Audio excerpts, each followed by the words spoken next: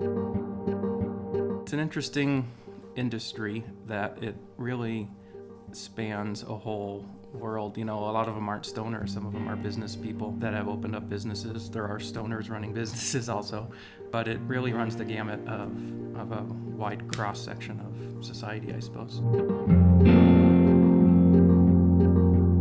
I'm Brian Lucas. I'm a fire protection engineer for the Denver Fire Department, and I am the lead engineer regulating marijuana. 7 years ago, when marijuana was legalized, the voters voted in that they wanted it regulated and done safely. All of the marijuana locations in Denver are inspected twice annually. So a lot of times I get calls from those inspectors if they run into a weird code issue. Every day you see something new.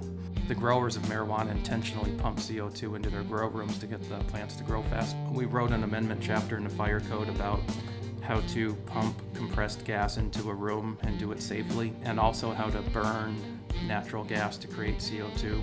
When we had all of those done, we had it passed through council, and then we found a way that the industry was using a special type of mushroom which off-gases CO2, and they proposed hanging bags of this mushroom that off-gases. So it's just, the industry is just, every time you turn the corner, there's something new that they're doing.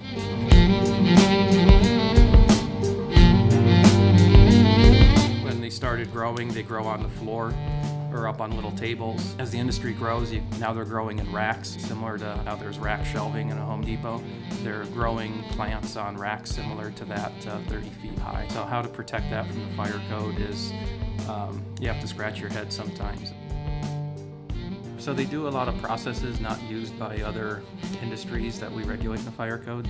The primary one, which you've seen in the news, are explosions and fires happening from doing extractions when they're using carbon dioxide for enrichment systems to get their plants to grow faster.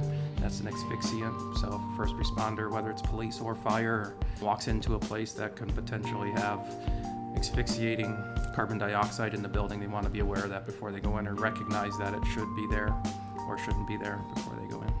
We get constant phone calls from around the country. How do you put in the right systems when they're using propane or butane gas under pressure? How do you make sure they do it safely?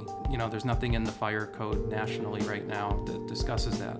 I've sat on the National Fire Code, NFPA 1, which is a fire code committee they're trying to push nationally to make a guideline, just to kind of summarize all of the requirements in one document, because there needs to be a standard across the country and the world on how to regulate so everybody's on the same page and regulating things equally for the industry. People look to us. Yeah, they're hitting us first, but it's just that everybody comes together and shares whatever information they have to make sure it's all regulated safely.